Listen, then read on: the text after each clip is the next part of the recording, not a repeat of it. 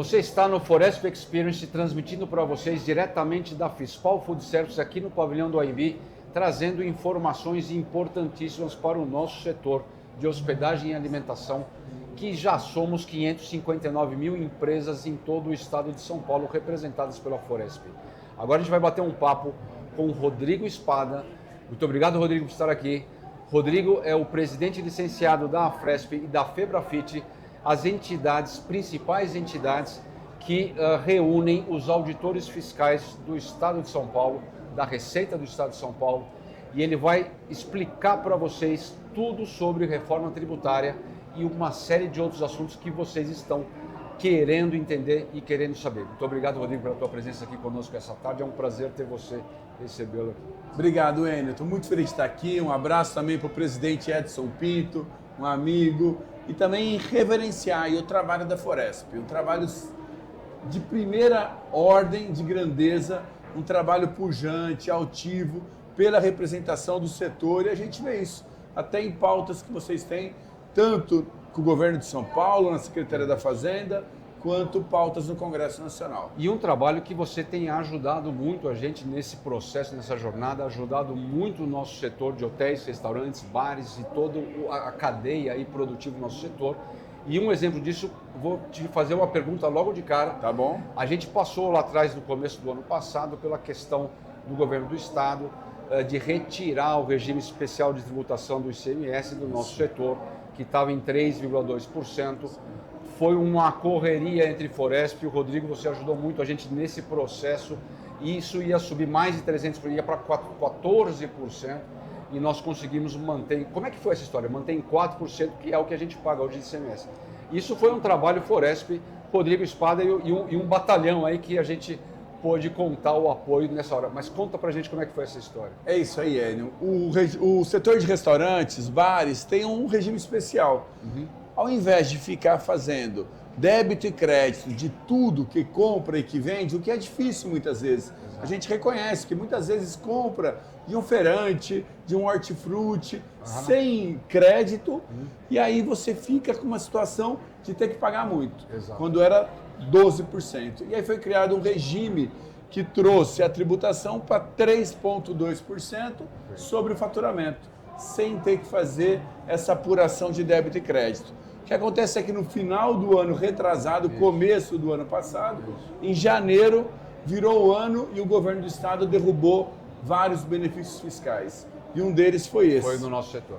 E aí foi uma correria, que nem você falou, porque aumentaria muito a carga, mas não só a carga, o problema da burocracia também. Claro. Você tem que fazer um compliance, toda uma governança para administrar essa nova forma de apuração de débito e crédito. Seria um pouquinho mais complexo. Exato. E com isso, a gente conseguiu, trabalhando junto com a Foresp, reverter. E olha que não é fácil, né? Fazer o governo voltar atrás com uma decisão que já tinha sido tomada é mérito de um trabalho político articulado. Muito bem argumentado tecnicamente para poder mostrar para a Receita Estadual e para o governo do Estado que isso não tinha cabimento naquele momento. Exatamente. E aí conseguiu voltar ao regime especial, ampliando um pouco, é verdade, a alíquota de 3,2% para 4%. Mas perto do que seria... Lógico, foi uma vitória. Foi uma vitória substancial. E isso agora tem um outro episódio que não é o mesmo, mas é similar também com o ICMS sobre o excedente da gorjeta, que é uma questão aí também bastante importante.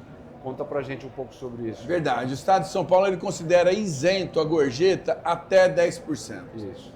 E aí o que acontece? Alguns restaurantes em São Paulo, uma boa parte, isso vem crescendo, porque há uma necessidade de compensar a tributação sobre a gorjeta e poder repassar ao trabalhador o que ele merece, né? Isso, os 10%. Exato. Só que aí você tem que cobrar um pouco a mais, porque tem encargos sobre a folha. Exato. Tem encargos sociais. Isso. E aí recebe-se, estão cobrando 13%, porém, o governo do Estado de São Paulo, ele acabou entendendo que até 10% é isento.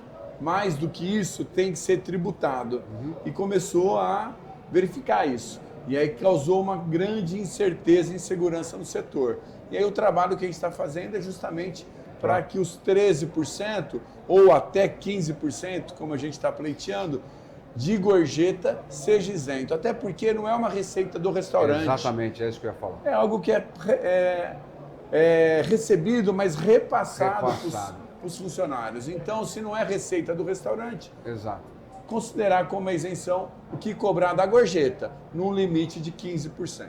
Exatamente, porque com esse sistema, né, a gorjeta, originalmente, o conceito é para remunerar o trabalhador e não como receita, quer dizer, não é uma venda do estabelecimento. Isso aí.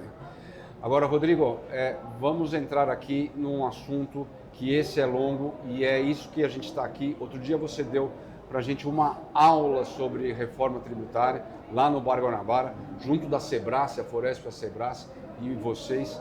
Foi muito bacana e naquele momento eu passei a entender muito mais sobre a reforma, que é uma complexidade. E o empresário que está lá no dia a dia, na lida, no operacional, mantendo o seu negócio, você sabe, Rodrigo, 95% do nosso setor ele é formado por micro e pequenas empresas. Então, muitas vezes não há entendimento ou conhecimento ou tempo para poder se dedicar a essas questões e acaba caindo muitas vezes em mãos de quem não tem a informação correta. A gente está aqui na mesa com um cara que manja disso mais do que ninguém nesse país. Explica para a gente um pouco o que vai acontecer com a reforma tributária, as opções que os nossos estabelecimentos vão ter entre permanecer em simples, não... Claro que depende da empresa, depende da situação hoje tributária de cada uma. Mas como o nosso empresário tem que olhar para isso? Como fazer ele entender as principais mudanças que vêm aí pela frente? Faz uma geral para a gente, Rodrigo. Legal. Reforma tributária sobre o consumo é essa que extingue vários tributos sobre o consumo e cria-se uma nova tributação que já é adotada em mais de 174 países do mundo, que é do tipo IVA. Isso. Imposto sobre valor adicionado, imposto sobre valor agregado. Exato. Lembrando, não tem país do mundo que adotou o IVA e voltou atrás, achou que era ruim, que não funcionou. Então é um modelo altamente testado. O conceito é bom. É bom. A gente vai extinguir PIS, COFINS, IPI, ICMS e ISS. Na verdade, o IPI vai para a alíquota zero e só cobra IPI de produtos que são produzidos na Zona Franca de Manaus, quando tem similar em outros lugares do Brasil, para manter um diferencial competitivo da Zona Franca de Manaus. Mas, em regra, nesse setor aqui, os 5 tributos deixam de se pagar e vai pagar um único imposto, que é do tipo IVA. A gente adotou um modelo dual, porque estados e municípios não queriam ficar à mercê da União, então criam um IVA federal que se chama CBS, Contribuição sobre Bens e Serviços, e uma outra parte que é o IBS, Imposto sobre Bens e Serviços para estados e municípios. Mas para o contribuinte parece um único imposto, porque é a única nota fiscal, a única base de cálculo, é tudo idêntico. Ele é um tributo naquele sistema de débito e crédito. Tudo que a empresa comprar, pagar, investir, investimento inclusive, entra como crédito. E o que ela vende vai como débito. Perfeito.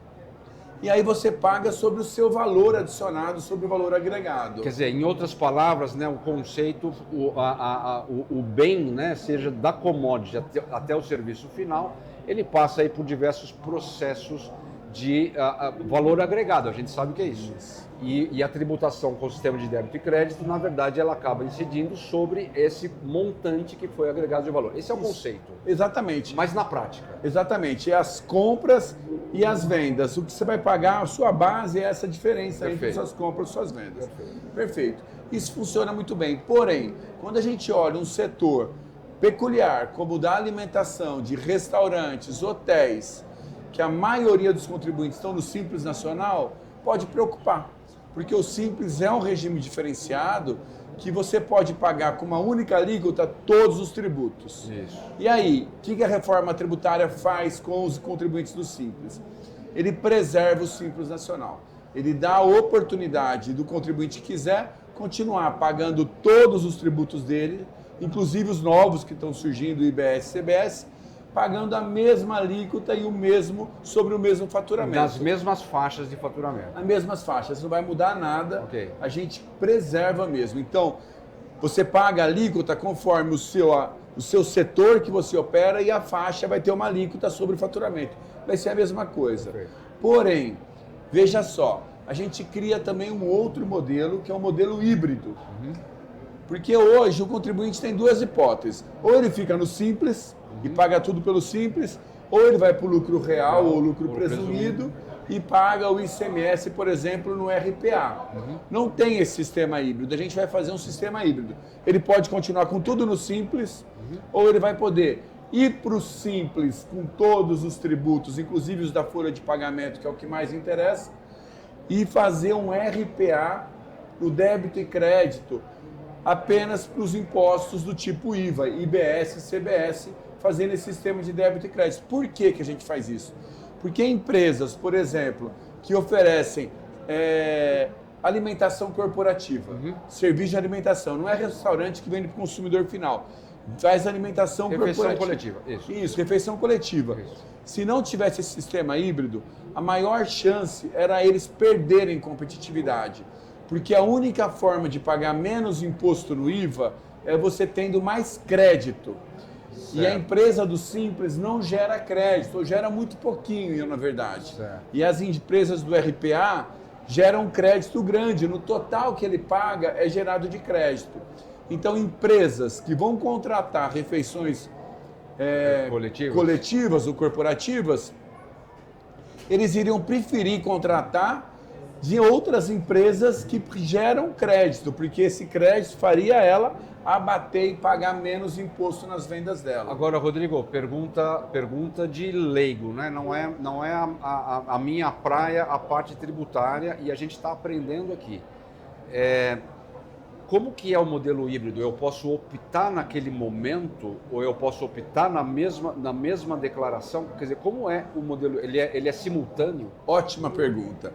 Olha, isso é super relevante, porque talvez o empresário não esteja antenado, mas a escolha tem que fazer agora em setembro desse ano. Ele opta antes. O que ele escolher agora vai valer o primeiro semestre do ano que vem. Se ele fizer a escolha errada, ele vai amargar um semestre com a escolha errada, tendo que pagar diferente. O que ele tem que considerar para fazer a escolha? Olha aqui, ó, em regra, eu vou passar uma regrinha, mas cada caso é um caso. Em regra, se o seu estabelecimento, a sua empresa, oferece serviço de alimentação ou vende para consumidor final, está no varejo, B2C, está no varejo, o melhor é você ficar no simples. Porque que é a maioria do nosso caso. Que é a maioria do caso. Porque paga menos e de uma forma simplificada. E quem está comprando é o consumidor final, ele não toma crédito, ele não é o CNPJ. Entendi. Então ele não pode se creditar. Agora, se você presta serviço para outras empresas, em regra, a grande probabilidade maior é você ir para o sistema híbrido ou inteiro no RPA. Você vai ter que gerar crédito, porque senão, mesmo vendendo mais barato, o seu concorrente gerando crédito e vendendo mais caro, é possível que se queira comprar do seu concorrente e não de você. Mesmo que para o B2B seja de serviços e não de produtos, por exemplo, eventos. Mesmo, porque o IVA cobra de todo mundo. Indústria, comércio, serviços, não tem essa diferenciação. Okay. E o serviço vai gerar crédito. Okay. O serviço passa a gerar crédito, coisa que não gera hoje. Por isso que hoje a gente tem aquela cumulatividade. Entendi. Que é nociva ao sistema, que é imposto incidindo sobre imposto, imposto em cascata. O IVA não tem imposto em cascata, é o único imposto e tudo que você paga, você toma de crédito na operação subsequente. Agora, por exemplo, eu tenho um hotel ou um restaurante que eu tenho tanto a venda B2C ao cliente final, como eu tenho também a minha área de eventos ali. Eu tenho um restaurante que eu atendo o meu cliente no dia a dia, mas eu tenho uma área de eventos que eu faço eventos corporativos para empresas. Ótimo, essa é uma boa pergunta. Ou, por exemplo, você tem uma empresa, você tem um restaurante que vai muita gente de empresas que pede o CNPJ na nota. Isso. Aí, para você gerar o crédito, você vai precisar gerar um crédito robusto, né? Se for para entrar realmente na contabilidade daquela empresa abatendo o imposto pago, vai precisar gerar crédito. E aí, então, por isso que cada caso é um caso, depende da proporcionalidade das suas vendas. Mas aí final. O modelo híbrido significa que eu vou poder, no caso da venda CNPJ, optar pelo... Não, é uma opção só. Uma opção só por mês. Tá. Você não pode mudar também todo mês. Porque é o seguinte, Quando você está no sistema híbrido, você toma crédito das suas compras também. Perfeito. O simples, muito pouco, você vai pagar sobre faturamento. Entendi. Então, a tendência é que seja por período. No primeiro ano, a gente faz a cada 6 meses, mas eu acredito que no futuro vai ser por ano, porque senão o contribuinte pode mudar todo mês. Olha, esse mês eu vou ficar no sistema RPA que eu tomo crédito e eu faço muita compra e encho meu estoque. Aí no outro mês eu vou para o sistema do Simples e não faço compra e aí eu vendo e pago pouquinho. Então, para não ter essa mobilidade que seria uma esperteza conforme o momento, o caso, a gente cria um sistema que tem que optar por períodos. Então, em linhas gerais, se eu atendo mais empresas, se no meu faturamento eu tenho uma porcentagem maior de empresas, vale a pena ir para o RPA. Se eu tenho mais consumidor final, pode valer a pena permanecer no Simples. Naquele caso que você falou, o que as empresas fazem? Ah, eu tenho um restaurante, mas presto serviço. Eles têm uma outra empresa. Você pode ter outra empresa. Uma empresa de RPA e outra empresa do Simples. Lógico. Aí você consegue aproveitar cada situação da melhor forma. Exato. Essa é uma situação. E isso, exatamente esse mesmo modelo, é o modelo que funciona nos outros países que vem dando certo há muito tempo. Exatamente. Esse é o modelo que vem dando certo, que acaba com o problema do imposto incidindo sobre imposto, cumulatividade, imposto em cascata. Acabe o problema do custo de conformidade, que é muito alto, a burocracia para atender as obrigações com múltiplos impostos, e acaba com o problema também de litigiosidade, que é o conflito entre o fisco e o contribuinte por interpretações distintas. E aquela concorrência entre estados, isso... Acaba com a guerra fiscal também. também. Eu acho que o setor de alimentação ele sofre menos. Sofre menos nesse sentido. Sofre menos, mas a indústria sofre muito mesmo. Eu acho que vai ser muito bom para São Paulo. Já que a gente está numa federação do estado de São Paulo, o governador Tarcísio vem apoiando e defendendo a reforma tributária. Que a gente fez as contas. São Paulo, com a reforma tributária, aumenta a arrecadação 3,78%, sem aumento da carga tributária. Por quê? Com a reforma tributária a economia cresce, a expectativa é de crescer 12%, e vocês, restaurantes e bares, têm uma posição favorecida, porque vai aumentar o varejo especialmente. Tem várias questões que vão aumentar o varejo, em 12% aproximadamente, o PIB do Brasil e o consumo das famílias 12,6%. Então, com o aumento da renda do brasileiro, a tendência é elas consumirem mais, viajarem mais. Claro. Né? Então, o prognóstico é positivo. E o fim da guerra fiscal tende a trazer, de novo, empresas para onde é o ponto ótimo de eficiência econômica, onde tem a infraestrutura logística melhor, onde tem mão de obra qualificada, está próximo do mercado consumidor, infraestrutura de portos, aeroportos, ferrovias. São Paulo é um ponto central. Perfeito. Rodrigo, eu tenho conversado com muita gente aqui,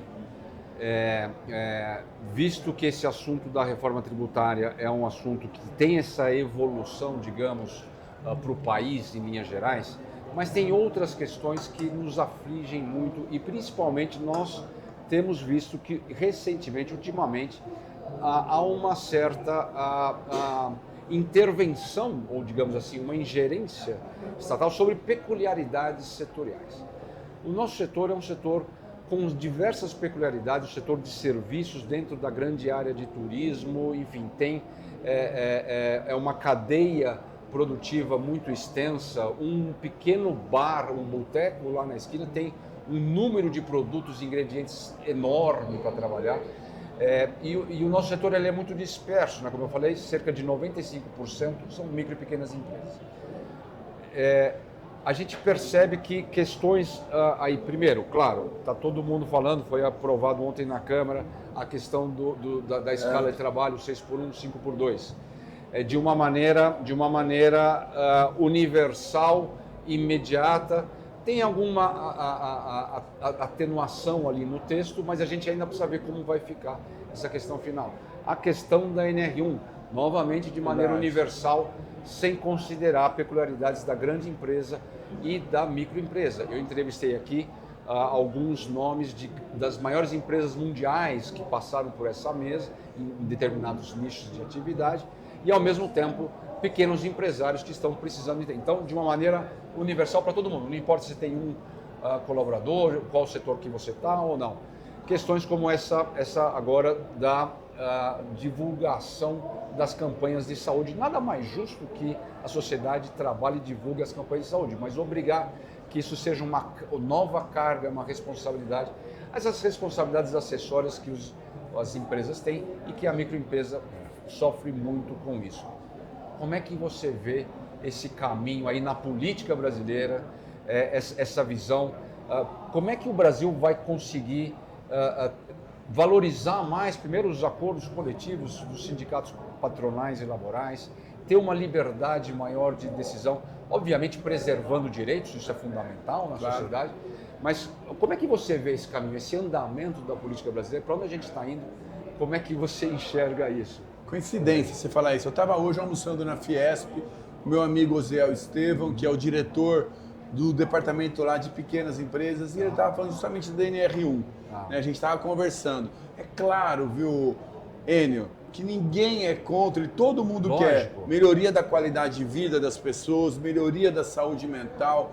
Porém, a Constituição diz que a pequena empresa deve ter um tratamento diferenciado. Não é pode ter, é um deve ter. Isso. Isso não está sendo respeitado em várias legislações. Isso. Essa da NR1 mesmo. É uma gama muito grande de obrigações, de burocracia que a empresa tem que cumprir, que eu não vejo como as pequenas empresas vão poder cumprir com esse grau de detalhamento de governança. E o que gera de insegurança passivo trabalhista. Uma empresa grande consegue, ela tem sistemas, tem departamentos, tem estrutura que consegue fazer, mas uma empresa pequena tem muita dificuldade. E também a questão da jornada que você colocou. Claro que a gente é favorável em reduzir jornada, em melhorar a qualidade de vida das pessoas e sem tal. dúvida. Porém, cada setor tem a sua particularidade. Isso. O setor de bares, restaurantes e hotéis trabalha hotéis 24/7, 24 horas, 7 dias por semana, 365 dias por ano. O bar e restaurante fatura sábado e domingo. Sábado e domingo que fatura.